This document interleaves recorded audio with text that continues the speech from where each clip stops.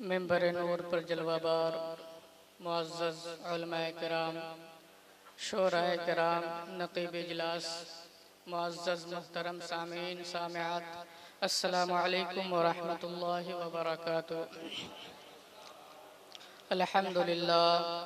अल्हम्दुलिल्लाहि रब्बिल आलमीन वस्सलातु वस्सलामु अला सय्यिदिल अंबियाइ व अशरफिल मुरसलीन। अम्मा बाद फ़अऊज़ु बिल्लाहि मिनश शैतानिर रजीम। बिस्मिल्लाहिर रहमानिर रहीम। जाअल हक़्क़ु व ज़हक़ल बातिल इन्नल बातिल काना ज़हूक़ा। सदक़ल्लाहुल अज़ीम व सदक़ रसूलुहुन नबियुल अमीनुल करीम व नहनु अला ज़ालिका लमिनश शाहिदीन व शाकिरीन वल्हम्दुलिल्लाहि रब्बिल आलमीन। शायर कहता है, इमाम अहले सुन्नत इमाम अहमद रज़ा फ़ाज़िल बरेलवी क़ुद्दस सिर्रुहुल अज़ीज़ फरमाते हैं कि सरवर कहूँ के मालिको मौला कहूँ तुझे, या रसूल अल्लाह सरवर कहूँ के मालिको मौला कहूँ तुझे, बाग़े खलील का गुले ज़ेबा कहूँ तुझे, बाग़े खलील का गुले ज़ेबा कहूँ तुझे। और अल्लाह रे तेरे जिस्मे मुनव्वर किताबिशे, अल्लाह रे तेरे जिस्मे मुनव्वर किताबिशे, ऐ जाने जा मैं जाने तजल्ला कहूँ तुझे, ऐ जाने जा मैं जाने तजल्ला कहूँ तुझे। और तेरे तो वस्फ़ ऐबे तनाही से है बरी, तेरे तो वस्फ़ ऐबे तनाही से है बरी, हैरान हूँ मेरे शाह मैं क्या क्या कहूँ तुझे, हैरान हूँ मेरे शाह मैं क्या क्या कहूँ तुझे। लेकिन रज़ा ने ख़त्मे सुखन इस पे कर दिया, लेकिन रज़ा ने ख़त्मे सुखन इस पे कर दिया, खालिक का बंदा खल्क़ का आका कहूँ तुझे, खालिक का बंदा खल्क़ का आका कहूँ तुझे। आइए सबसे पहले बारगाह रिसालत में आप सल्लल्लाहु तआला अलैहि वसल्लम में इंतहाई अक़ीदत और मोहब्बत के साथ दुरूद शरीफ का नजराना पेश कर लें। अल्लाहुम्मा सल्लि अला सय्यिदिना शफ़ीअना हबीबना व मौलाना मुहम्मदिन बारिक वसल्लम सल्लु अलैहि सलातु व सलामुन अलैका या रसूलुल्लाह सल्लल्लाहु तआला अलैहि वसल्लम। हज़रात गिरामी, ये हमारी और आपकी मुश्तरका सादतमंदी और खुशनसीबी है कि हम इस महफिल ईद मिलादुन नबी जो उर्स मुक़द्दस के हवाले से मुनक़्क़िद है, शरीक होने की सादतें और बरकतें हासिल कर रहे हैं। अल्लाह रब्बुल इज़्ज़त हमारी इस मजलिस को, इस उठने बैठने को कबूल फरमा ले और उठने से पहले पहले हम सब की बख्शिश और मग़फ़िरत फरमा दे। आपने मुझसे कबल बहुत अच्छी नात ख़ानी मुख्तलिफ़ शोराए किराम से समात कर रहे हैं। मैं कुछ वक्त के लिए आपके सामने हाजिर हुआ, दो तीन बातें अर्ज़ करके रुख़्सत हो जाऊँगा। हज़रात गिरामी, नबी पाक अलैहिस्सलातु वस्सलाम की तशरीफ़ आवरी एक ऐसे दौर में हुई थी जब दुनिया में कहीं भी अदल का, इंसाफ का, मोहब्बत का कोई तसव्वुर बाकी नहीं रह गया था। हर तरफ जुल्म थी, ज्यादती थी, एक तारीकी थी जो पूरी दुनिया में छाई हुई थी। वो कौमें जिनका दावा है कि उनके पास कुछ अदल की कदरें मौजूद थी, वो कौमें भी फना हो चुकी थी। हजरत ईसा अलैहिस्सलाम के 570 साल के बाद तक एक तारीकी थी जो पूरी दुनिया पर छाई हुई थी। हर तरफ जुल्म था, ज्यादती थी। आप अंदाजा फरमाएं कि रूम और यूनान ये दुनिया की बड़ी पुरानी कौम थी, लेकिन यूनानियों का ये अकीदा था कि दुनिया में किसी कमजोर को जीने का हक हासिल नहीं है। ये बाज़ाब्ता उनका सियासी नजरिया भी था और पॉलिटिकल प्रोग्राम भी था कि कमजोर को जमीन के ऊपर नहीं रहना चाहिए, बल्कि कमजोर को जमीन के नीचे रहना चाहिए। और इसको वो इस हद तक अपनाते थे कि अगर किसी माँ की गोद में कोई कमजोर बच्चा पैदा हो जाता तो माँ उसे पहाड़ की चोटी पर ले जाकर के जिंदा छोड़ देती थी, उसको छोड़ देती थी, पहाड़ की चोटी से गिरा देती थी। आप अंदाजा फरमाइए कि पहाड़ की चोटी से गिरने वाला बच्चा चाहे कितना भी कमजोर क्यों ना हो, जब वो पहाड़ की चोटी से गिरता रहा होगा तो उसकी चीख तो बुलंद होती रही होगी, उसकी कराह तो उठती रही होगी। आक़ा दो जहां सल्लल्लाहु अलैहि वसल्लम उसी बच्ची के कराह का जवाब बन करके आए हैं। अगर आप जलवागर ना होते तो आज भी कमजोरों के साथ वही सुलूक हो रहा होता जो नबी पाक अलैहिस्सलातु वस्सलाम की तशरीफ आवरी से पहले हो रहा था। हो ना वो फूल तो बुलबुल का तरन्नुम भी न हो ना वो फूल तो बुलबुल का तरन्नुम भी न हो, चमने दहर में कलियों का तबस्सुम भी न हो ना ये साकी तो फिर हो ना ये साकी तो फिर मैं भी न हो, खुम भी न हो, बस मैं तौहीद भी दुनिया में न हो, तुम भी न हो। ख़ैमे अफलाक का इस्तादा इसी नाम से है, नबज़े हस्ती तपिश आमादा इसी नाम से है। हज़रत गिरामी 570 ईस्वी में नबी पाक अलैहिस्सलाम की तशरीफ आवरी होती है मक्का के सरजमीन पर। मक्का पूरी दुनिया में खुश्की वाली आबादी का सेंट्रल है। पूरब से चलो पश्चिम की तरफ, पश्चिम से चलो पूरब की तरफ, शुमाल से चलो जुनूब की तरफ, जुनूब से चलो शुमाल की तरफ। दुनिया का जो सेंट्रल पॉइंट है उसी सेंट्रल पॉइंट पर शहर मक्का आबाद है। वर्ल्ड के सेंट्रल पॉइंट पर सेंट्रल रसूल की वलादत हुई। और हज़रत मोहम्मद सल्लल्लाहु ताला अलैहि वसल्लम सिर्फ मुसलमानों के पैगंबर बनकर नहीं आए। अगर किसी के जहन में ये बात हो तो वो अपनी कम इल्मी को खुरच कर फेंक दे। मेरे मुस्तफ़ा की ज़ात इंसानों के लिए इस दुनिया में आई है, अक्ल वालों को सही रास्ता दिखाने के लिए, इल्म वालों को रुश्द हिदायत का जाम पिलाने के लिए, घमंड करने वालों को इनकिसारी का दर्स देने के लिए, खुदा के बागियों को खुदा से वफादारी का रास्ता दिखाने के लिए नबी पाक अलैहिस्सलाम की तशरीफ आवरी 570 ईस्वी में होती है। आपकी माँ का नाम आमना है, आपके वालिद का नाम अब्दुल्ला है, आपके दूध पिलाने वाली दाई का नाम हलीमा है। अब्दुल्ला के बेटे अब्दियत के खमीर से दुनिया में आ रहे हैं। आमना का लाल अमन शांति का परचम अपने हाथों में लिए हुए है। हलीमा की गोद में दूध पीने वाला बच्चा हिल्म सादत का नूर दुनिया को बांटने आया है। हलीमा ये राज खुला नहीं, ये मकाम चूचरा नहीं, तू खुदा से पूछ वो कौन थे जो तेरी बकरियां चरा गए। दुनिया में आने वाला इंसान इंसान कामिल है। माँ की गोद से दाई की गोद में मुंतकिल किया जाता है दूध पिलाने के लिए। अरबों का कोई दस्तूरी मुल्क नहीं हुआ करता था, कबीले हुआ करते थे, खानदानों की अलग अलग हुकूमतें हुआ करती थी, कबाइल के अपने अलग अलग कवानीन हुआ करते थे। नबी पाक अलैहिस्सलाम समाजी इंसाफ के पैगंबर बनकर इस दुनिया में तशरीफ लाए। दाई हलीमा दूध पिला रही है तो एक साइड से दूध पीते हैं और दूसरे साइड के दूध को छोड़ देते हैं। माँ का दूध पी रहे थे हजरत मोहम्मद सल्लल्लाहु अलैहि वसल्लम तो दोनों साइड से, मगर जब दाई का दूध पीना शुरू किया तो एक साइड से। हलीमा कहती हैं कि मैंने 2 साल तक दूध पिलाया है मोहम्मद मुस्तफ़ा सल्लल्लाहु अलैहि वसल्लम को, मगर मेरे मोहम्मद ने कभी बाएं साइड से मेरा दूध नहीं पिया, कभी नहीं पिया। अब यहाँ पर एक सवाल मैं कायम करूं, बच्चों का तो नेचर है कि वो दोनों साइड से दूध मांगता है। माँ का नेचर है कि जब तक वो बच्चे को दोनों साइड से दूध नहीं पिला लेती उसे सुकून नहीं मिलता।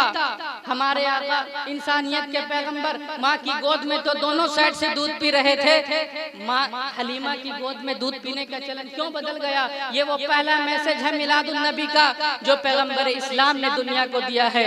ऐ मुसलमानों, दुनिया में लोगों, दुनिया में अमन सुकून और प्रेम का माहौल उस वक्त तक कायम नहीं हो सकता जब तक दुनिया एक दूसरे के साथ समाज इंसाफ करने को तैयार ना हो। समाजी इंसाफ मील का वो पत्थर है जिसको समझे बगैर जिंदगी की कामयाबी का तसव्वुर नहीं किया जा सकता। हलीमा की गोद में आका करीम अलैहिस्सलाम एक साइड से दूध पी रहे हैं, दूसरे साइड से हाथ नहीं लगाते। आंखों आंखों में दाई पूछती है मेरे बेटे, दाई माँ की गोद में तो आप दोनों साइड से दूध पी रहे थे, मेरी गोद में दूध पीने का चलन क्यों बदल गया? तो आंखों आंखों में जवाब मिलता है, ऐ मेरी माँ, ऐ मेरी दाई माँ, अगर तू मुझे देखेगी तो मैं तुझे मोहम्मद नजर आऊंगा और मुझ में देखेगी तो मैं समाजी इंसाफ का सूरज नजर आऊंगा। ऐ मेरी दाई माँ, मैं दूध पीने के जमाने से दुनिया को ये मैसेज देना चाहता हूँ कि ऐ लोगों, अगर अमन और सुकून से रहना चाहते हो तो हकदारों का हक ईमानदारी से दे दो। ऐ मेरी दाई माँ, जब तू मुझे मेरी माँ की गोद से लेकर के आई थी अपने घर तो मैं अपनी माँ का इकलौता बेटा था, मुझे हक हासिल था दोनों साइड से दूध पीने का, मगर तू मेरे घर वालों से तनख्वाह लेती है तब मुझे दूध पिलाती है।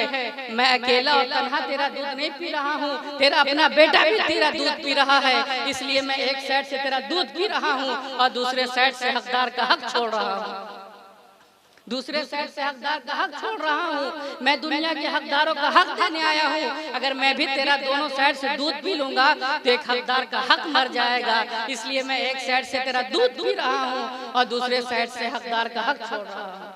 यही वो मंजिल है कि इमाम अहले सुन्नत इमाम अहमद रजा फरमाते हैं कि भाइयों के लिए तर्के पिस्ता करे, भाइयों के लिए तर्के पिस्ता करे, दूध पीतों की निस्बत पिला को सलाम, मुस्तफ़ा जाने रहमत पिला को सलाम, शमे बज़्म हिदायत पिला को सलाम। हज़रात गिरामी, जब वो दूध पीने के जमाने में समाजी इंसाफ का सूरज बनकर के चमके हैं, जब वो दूध पीने के जमाने में समाजी इंसाफ के नमूना बनकर चमके हैं, तो नबूवत का ताज पहनने के बाद कैसे कैसे समाजी इंसाफ के सूरज पैदा करके चले गए होंगे, इसका अंदाजा लगाना कोई मुश्किल नहीं है। तो हज़रात गिरामी, ये है नबी पाक अलैहिस्सलाम के पैदाइश के मौके पर उनके दूध पीने का वाक़या। तो मैं इस वाक़ये को क्यों बयान कर रहा हूँ, ताकि आपको एक ज़हन मिले, एक पैगाम मिले कि इंसाफ करो, समाज में बराबरी की नजर रखो, जात पात हिंदू मुस्लिम और बिरादरी की नजर में देख करके इंसान को इंसाफ मत करना, बल्कि आदम की औलाद और इंसान की हैसियत से देखकर उसके साथ इंसाफ करना। हज़रात गिरामी, कुल 63 साल की जिंदगी लेकर के आए थे इस दुनिया में, ओनली 63 ईयर्स। 40 साल तक ऐलान नबूवत नहीं किया, 40 साल के बाद ऐलान नबूवत किया तो कुल 23 ईयर्स इस दुनिया में रहे। अब जरा सा इस्लामी इनकलाब को देखिए, दुनिया में इनकलाब कहाँ नहीं आता मेरे भाई, हिंदुस्तान में भी आया। अफगानिस्तान का इनकलाब आपके सामने, दुनिया में जब इनकलाब आता है तो खून की लहरें लेकर के आता है, जब दुनिया में इनकलाब आता है तो लाशें ढुलवाता हुआ आता है, दुनिया में जब इनकलाब आता है तो माँ और बहनों की मांग का सिंदूर खिलुचता हुआ आता है, दुनिया में जब इनकलाब आता है तो मुल्कों के नाम बदल जाते हैं, दुनिया में जब इनकलाब आता है तो शहरों के नाम बदल जाते हैं, दुनिया में जब इनकलाब आता है तो रास्तों के नाम बदल जाते हैं, यूनिवर्सिटियों के नाम बदल जाते हैं, रास्तों के नाम बदल जाते हैं। इसलिए कि इनकलाब तो नाम ही है तब्दीली का, इनकलाब तो नाम ही है परिवर्तन का। तो ये इनकलाब दुनिया में होते हैं, लेकिन एक इनकलाब 1400 साल पहले आमना की गोद में एक इनकलाब रहमतुल्लिल आलमीन बनकर मुस्कुरा रहा था। रहमतों के माहौल में मोहम्मद मुस्तफ़ा रहमत का इनकलाब लाए, बुराई के माहौल में मोहम्मद मुस्तफ़ा भलाई का इनकलाब लाए, बेहूदगी के माहौल में मोहम्मद मुस्तफ़ा शराफत का इनकलाब लाए, जहालत के माहौल में मोहम्मद मुस्तफ़ा इल्म और एजुकेशन का इनकलाब लाए। और ऐसा इनकलाब लाए, ऐसा इनकलाब लाए कि कुरान अज़ीम की पहली आयत जब समाज के सामने पेश की है तो इक़रा बिस्मि रब्बिकल लज़ी खलक़ कहकर पेश की है कि ऐ लोगों पढ़ो, ऐ लोगों लिखो। लेकिन आज हमारे हाथों में कलम नहीं है, आज हमारे हाथों में तहरीर नहीं है। नबी पाक अलैहिस्सलाम जब मक्का मुकर्रमा में पैदा होते हैं तो तारीख गवाह है कि सिर्फ 17 अफराद लिखना जानते थे, 17 गिन करके बताया मौरख़ीन ने। मगर कसम खुदा की जब मेरे आका ने पर्दा फरमाया है तो 1 लाख से ज्यादा मुसलमानों के हाथों में कलम अता फरमा दिया था। क्यों अता फरमाया था? इसलिए कि कुरान ने कहा था नून वल कलम वमा यस्तरून, कि कुरान ने कलम की कसम याद फरमाई है। लेकिन आज हमारे हाथों में कलम नहीं है, आज हमारे हाथों में तहरीर नहीं है। आज तो आलम यह है कि दुनिया जो पढ़ा देती है अंधे बहरे बनकर पढ़ लेते हैं, दुनिया जो लिखती है उसे मान लेते हैं। न कलम हमारे हाथों में रह गया है, न तहरीर हमारे हाथों में रह गई है। कहाँ से हम आगे बढ़ सकेंगे? कैसे जिंदगी में कोई इनकलाब पैदा कर सकेंगे? तो तालीम का इनकलाब मोहम्मद मुस्तफ़ा का मिलाद ले आया।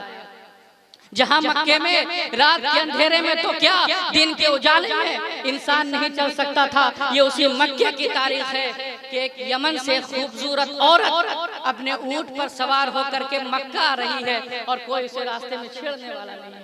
ये है मेरे मुस्तफ़ा का वो इनकलाब, वो तारीख साज इनकलाब जिसको जमाना कभी फरामोश नहीं कर सकता। 25 साल की उम्र है सरकार की, समाज में क्या क्या होता है। अगर कोई औरत बेवा हो जाए, अगर कोई औरत विधवा हो जाए तो फिर आसानी से उसका हाथ पकड़ने वाला कोई नहीं होता। थोड़ा सा इसको कम कर दो, इसको थोड़ा सा कम कर दो। अगर कोई औरत बेवा हो जाए, कोई औरत विधवा हो जाए तो फिर उसे आसानी से कोई उसका हाथ पकड़ने के लिए तैयार नहीं होता। अलग अलग जाहली अकीदे समाज में पैदा हुए, कोई उसको मनहूस कहता है, कोई उसको पहली नजर देखना बदशुगुनी समझता है। अलग अलग जाहिली अकीदे समाज में पैदा हुए। मैं अर्ज ये करना चाहता हूँ कि उस बेचारी का कसूर क्या है, उसने कौन सा गुनाह किया है कि उसको पहली नजर देखना मनहूस समझा जा रहा है, उसको समाज में रखा नहीं जा रहा है, उसको मनहूस तसव्वुर किया जा रहा है। नबी पाक अलैहिस्सलातु वस्सलाम ने जब अपनी शादी का ऐलान किया तो औरतों का 3 क्लास है। एक औरत है गैर शादीशुदा, एक औरत है तलाकशुदा, एक औरत है बेवा। औरत तो ये तीनों है, मगर तीनों के एहसास अलग अलग है। एक गैर शादीशुदा लड़की का एहसास अलग है, एक तलाकशुदा औरत का एहसास अलग है, एक बेवा औरत जिसका शौहर मर गया उसका एहसास अलग है। तीनों के एहसास अलग अलग है, मगर जिसके एहसास पर सबसे ज्यादा दुख के कोड़े बरसते हैं तो वो बेवा औरत है। तो मालूम क्या हुआ कि अगर सबसे ज्यादा किसी को सहारा देने की जरूरत है तो वो बेवा औरत है। अब हजरत मोहम्मद सल्लल्लाहु अलैहि वसल्लम को देखो, जब नबी पाक अलैहिस्सलाम ने अपनी शादी का ऐलान किया तो किसी अनमैरिड औरत से नहीं, किसी तलाकशुदा औरत से नहीं, एक बेवा औरत का इंतखाब हो रहा है, एक बेवा औरत का इंतखाब हो रहा है। सरकार ने ऐसा क्यों किया? समाज पर नजर है। उस माशरे का, उस जमाने का समाज क्या कर रहा था? बेवाओं को उठा करके फेंक देता था। विधवा की कोई इज्जत इस दुनिया में नहीं रह गई थी। बेवाओं की इज्जत पर हमला करने के लिए हवस के कुत्ते आगे बढ़ बढ़ कर हम भौंका करते थे। ऐसे आलम में मेरे मुस्तफ़ा ने ऐलान किया, ऐ लोगों, ए जालिम समाज, तुमने सुहागन को अभागिन बना करके छोड़ा है, ले आज मोहम्मद अभागिन को सुहागन बना करके जा रहा है, ताकि कयामत की सुबह तक बेवाओं की इज्जत पर चार चांद लग जाए। हज़रात गिरामी, ये है वो मेरे मुस्तफ़ा का इनकलाब। तो जिस नबी ने, जिस पैगंबर ने औरतों के साथ इस रहमतुल लिल आलमीन का सबूत दिया हो, आज उसी पैगंबर की शान में औरतों के हवाले से गुस्ताखियाँ की जा रही है। ताज्जुब की बात है, आज उसी पैगंबर की शान में गुस्ताखियाँ की जा रही है, बकवासें की जा रही है। एक कार्टूनिस्ट उनका कार्टून बना रहा है और ये कह रहा है कि ये मुसलमानों के पैगंबर की तस्वीर है। मैं ये अर्ज करना चाहता हूँ कि दुनिया में कोई ऐसा कैमरा पैदा नहीं हुआ जो हजरत मोहम्मद सल्लल्लाहु अलैहि वसल्लम की पिक्चर बना सके। अरे जिसका साया जमीन पर नहीं उतरता था उसका पिक्चर कौन बनाएगा, उसकी तस्वीर कौन लेगा?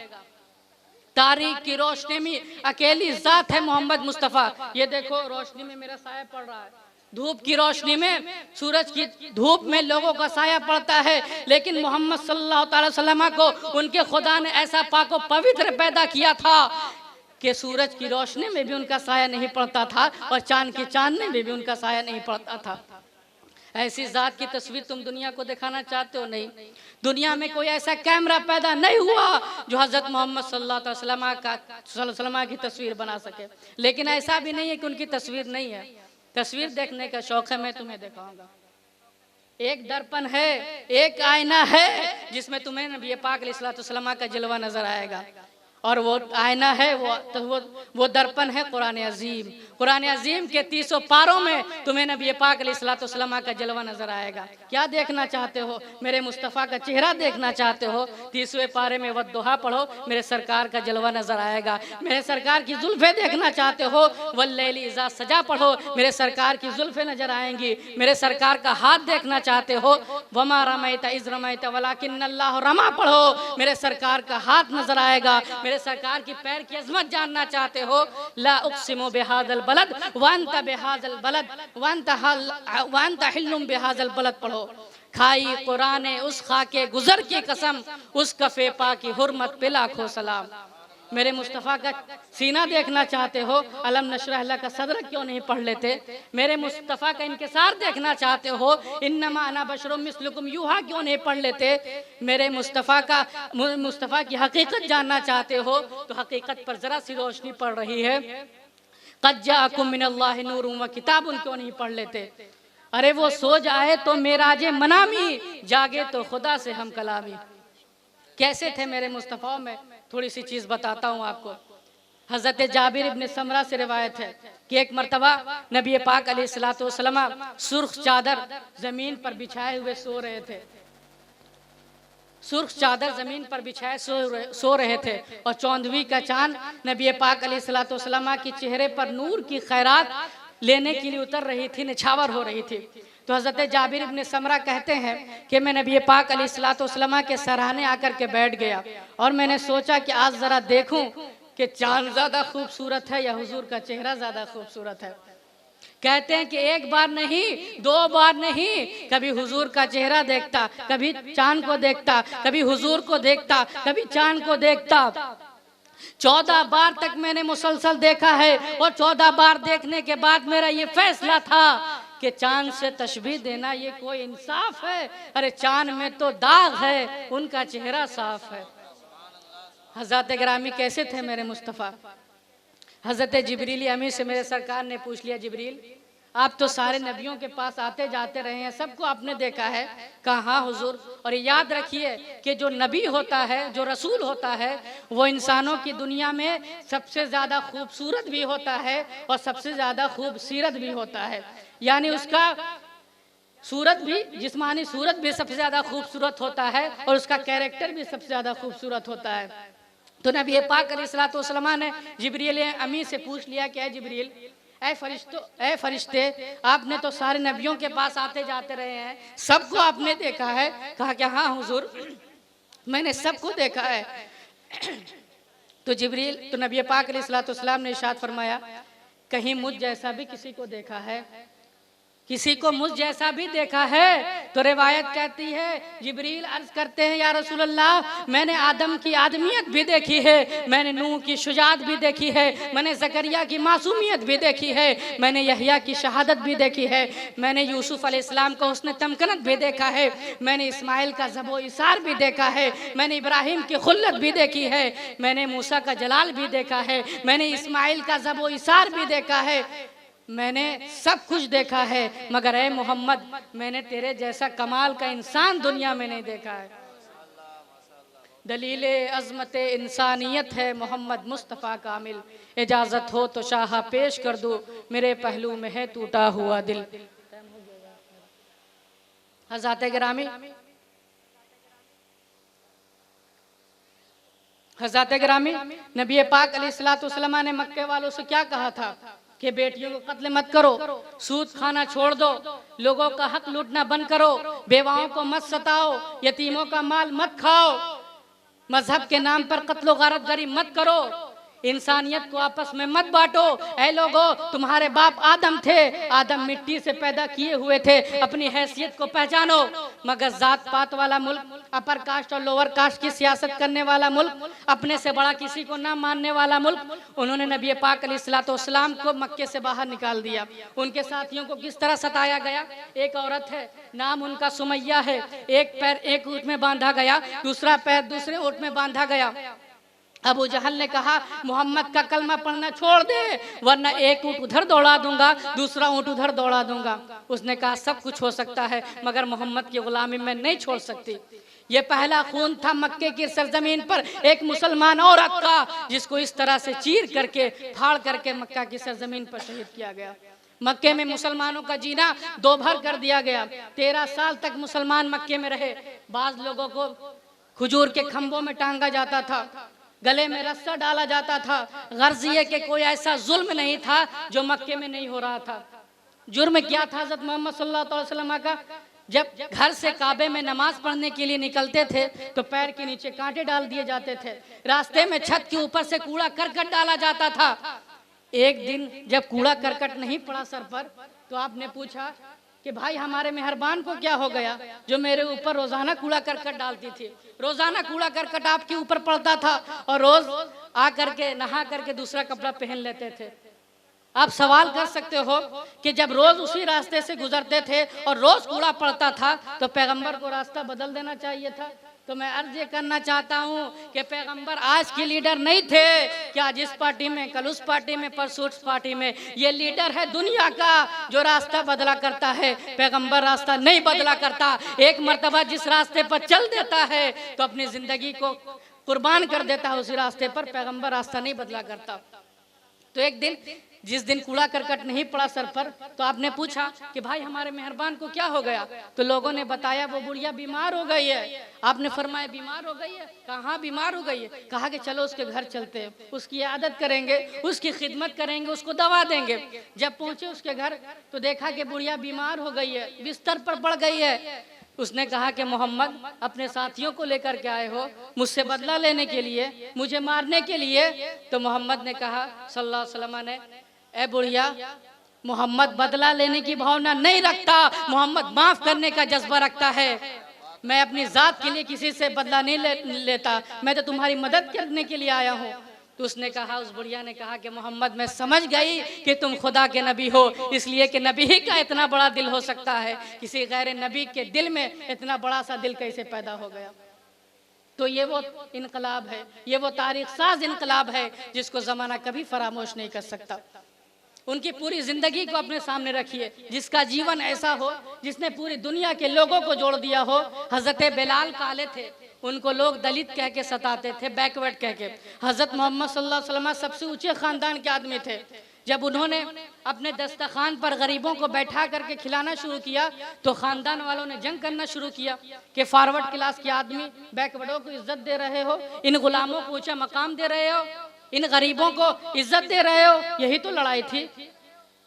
हजरत बिलाल को क्यों सताया जाता था? आपने उलमाए किराम से सुना होगा, हजरत बिलाल को उनका मालिक उमैया मक्के में गरम पत्थर पर लेटाता था, सीने पर पत्थर की सिल रखता था, गले में रस्सा डालता था और लड़कों के जरिए से खिंचवाया करता था। जब मक्का फतह हुआ और काबे की छत से अजान की बारी आई तो हर बड़ा आदमी ये चाहता था कि मुझे मौका मिल जाए, मुझे मौका मिल जाए। सरकार ने फरमाया बिलाल कहाँ है, बिलाल को बुलाओ। बिलाल आए, सरकार ने नबी पाक अलैहिस्सलाम ने बिलाल को काबे की छत पर खड़ा किया है, हर बड़ा आदमी नीचे है और नबी पाक अलैहिस्सलाम ने बिलाल को काबे की छत पर खड़ा किया और आपने इरशाद फरमाया, मुसलमानों गौर से सुनो, आपने इरशाद फरमाया किसी गोरे को काले पर कोई बड़ाई हासिल नहीं है और किसी गोरे को काले पर बड़ाई हासिल नहीं है। तुम में खानदान की बुनियाद पर इंसान बड़ा नहीं होता, बल्कि सोशल जस्टिस की बुनियाद पर इंसान बड़ा होता है, अल्लाह से डरने की बुनियाद पर बड़ा होता है। नारे तकबीर, नारे रिसालत, मसलक आला हजरत, नारे तकबीर, नारे रिसालत।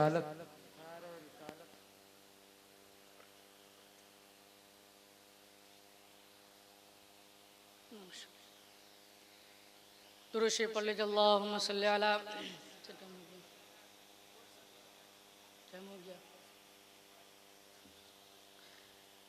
तो नबी पाक अलैहिस्सलाम ने वो तारीख शाज़ जुमला इरशाद फरमाया कि मुसलमानों, किसी गोरे को काले पर कोई बड़ाई हासिल नहीं है और न किसी काले को गोरे पर कोई बड़ाई हासिल है। तुम में खानदान की बुनियाद पर कोई बड़ा नहीं होता, तुम में अल्लाह से डरने की बुनियाद पर इंसान बड़ा होता है, खौफ खुदा की बुनियाद पर बड़ा होता है, सोशल जस्टिस की बुनियाद पर बड़ा होता है। तो उस नबी की आमद का इनकलाब, उस नबी की क़यामत का जश्न नहीं मनाया जाएगा तो किसकी जश्न मनाया जाएगा? अगर उसका मिलाद नहीं मनाया जाएगा तो किसका मिलाद मनाया जाएगा? अल्लाह रब्बुल इज़्ज़त हम सबको सही मानों में जश्न ईद मिलादुन नबी मनाने की तौफीक अता फरमाए। उलमाए किराम तशरीफ़ ला चुके हैं, इनकी तकरीर भी आपको समाअत फरमानी है। बस इन्हीं जुमलों के साथ मैं अपनी तकरीर ख़त्म करता हूँ। अस्तग़फिरुल्लाह रब्बी मिन कुल्लि ज़ंबिन व अतूबु इलैह व आखिरु दावाना अल्हम्दुलिल्लाहि रब्बिल आलमीन।